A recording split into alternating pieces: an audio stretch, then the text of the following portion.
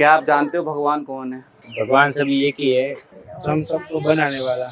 I am God, मैं भगवान का अंश हूँ। वही ढूंढने की कोशिश कर रहे हैं कि भगवान कौन है। हाँ। अभी तक कुछ मिला नहीं है। हमारे अंदर ही तो है भगवान, हमारे अंदर ही है भगवान। इंसानों में भगवान होता है, सबके अंदर भगवान होता है। कृष्ण ही सब है। कृष्ण भगवान, हमारे तो कृष्ण है। जो छोटा है बच्चा है वो भगवान है। तो इंसान ही भगवान है। जिन्होंने हमको जन्म दिया है वही अपने माँ बाप यानी कि भगवान बोले जाते हैं। मैं मेरे मम्मी पापा को अपने भगवान मानूंगी। अगर हमारे दुख और सुख का साथी बने वो भगवान है। जो हमारी मनोकामना पूर्ण करते हैं वही ईश्वर है। जो मानता है तो भगवान है, नहीं मानता तो नहीं।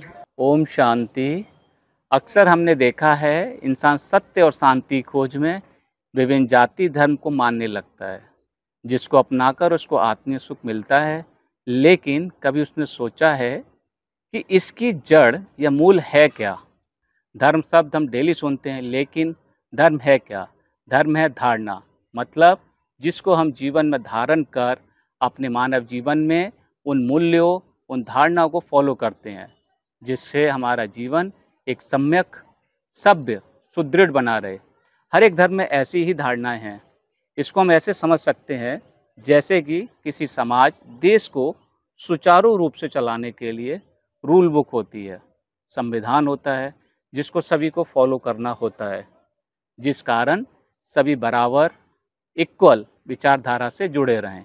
जैसे हर एक देश के लिए अलग अलग रूल बुक होती है, वैसे ही हर एक धर्म की अलग अलग विचारधारणाएं हैं, लेकिन सबका उद्देश्य समान है।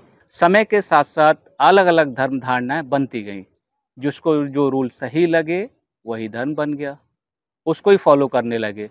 जैसा कि हम देखते हैं एक धर्म में 33 करोड़ भगवान माने जाते हैं, जबकि एक्चुअल में इसका मतलब था 33 कोटि, यानी 33 कैटेगरी, 33 टाइप के भगवान।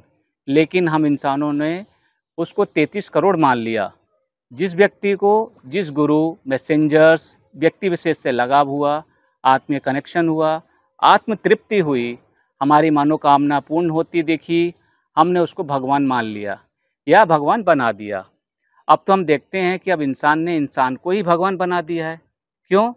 क्योंकि वहाँ जाने से उसकी इच्छा पूर्ण हो रही है, अपना फ़ायदा होते हुए दिख रहा है।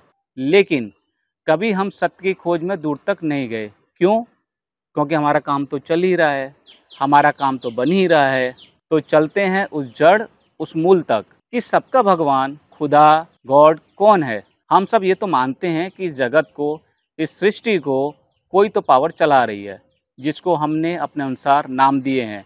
कोई भगवान कहता है, कोई खुदा कहता है, कोई गॉड कहता है, तो कोई बाह्य गुरु कहता है। हम ये भी जानते हैं कि वो एक है, फिर इतने सारे नाम कैसे हो सकते हैं? कोई उसे एक निराकार कहता है, कोई एक नूर कहता है, कोई एक लाइट कहता है, तो कोई उसे एक ओमकार कहता है। मतलब सबका एक ही है कि वो एक पॉइंट ऑफ लाइट है, जो कि निराकार है, जिसका शरीर नहीं है। तो फिर उसके इतने नाम कैसे बन गए? जैसा कि कहा गया है कि मानव जीवन को सद्मार्ग पर चलाने के लिए समय समय पर मैसेंजर ऑफ गॉड, फरिश्ते, गुरु इस धारा पर जन्म लेते रहे हैं, जिन्होंने उस परम शक्ति का मैसेज हम तक पहुंचाया है। और हम इंसान ने इन फरिश्तों को ही भगवान का नाम दे दिया। परम शक्ति निराकार है, अजन्मा है, वो कोई शरीर धारण नहीं कर सकता, तो अपने मैसेंजर्स इस धरा पर भेजता है। तो हमने इस मैसेंजर को ही भगवान कैसे और क्यों बोल दिया? तो जानिए कि वो परम शक्ति है कौन और कहाँ रहती है। उस परम शक्ति का नाम क्या है? परमात्मा, मतलब सभी आत्माओं से भी परम, उससे ऊपर कोई नहीं हो सकता है। हम एक आत्मा हैं जिसका नाश नहीं होता, और हम आत्माओं का एक ही मालिक है, परमात्मा। हम मानव की भांति उसका कोई आकार नहीं है, वो सिर्फ एक लाइट के रूप में है, जिसे पॉइंट ऑफ लाइट भी कहते हैं। हमारा शरीर भी विज्ञान की भाषा में क्वांटम एनर्जी पे वर्क करता है, और हमारा परमात्मा तो एनर्जी का पावर हाउस है। तो अब क्वेश्चन उठता है कि वो रहता कहाँ है? अक्सर हमने देखा है और सुना है कि भगवान ऊपर रहता है, लेकिन वो कितने ऊपर रहता है ये किसी को ज्ञात नहीं है। मैंने हवाई सफ़र करके भी जानने की कोशिश की कि शायद वो इन बादलों में कहीं छुपा होगा, इन्हीं बादलों के बीच में कहीं रहता होगा, लेकिन वहाँ भी वो दिखाई नहीं दिए।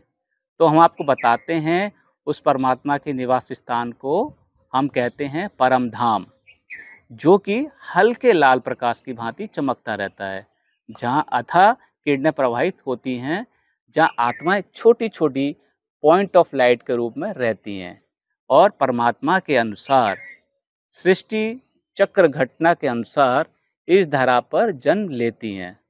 तो जब हम इन मैसेंजर से कनेक्ट होकर इतना हल्का, इतना बढ़िया, इतना सुकून फील करते हैं, तो सोचो अगर आप डायरेक्ट उस परमात्मा से जुड़ जाते हैं, उनसे कनेक्ट हो जाते हैं, तो आपका एनर्जी लेवल कहाँ से कहाँ पहुँच जाएगा। तो अब सवाल उठता है उससे जुड़े कैसे, उसे याद कैसे करें। तो बहुत ही सिंपल है, उस निराकार बिंदु रूपी परमात्मा को अपना सुप्रीम फादर माने और उससे अपने दिल की हर बात कहें, उससे सदा अपने साथ माने, उससे हर कार्य का अपना सहयोग लें, तो वो भी आपको अपने बच्चों की तरह सदा प्यार करेगा, सदा आपका साथ देगा और सदा आपके साथ रहेगा। तो जुड़े रहिए अपने सुप्रीम फादर से। तब तक के लिए शुक्रिया, अलविदा, ओम शांति।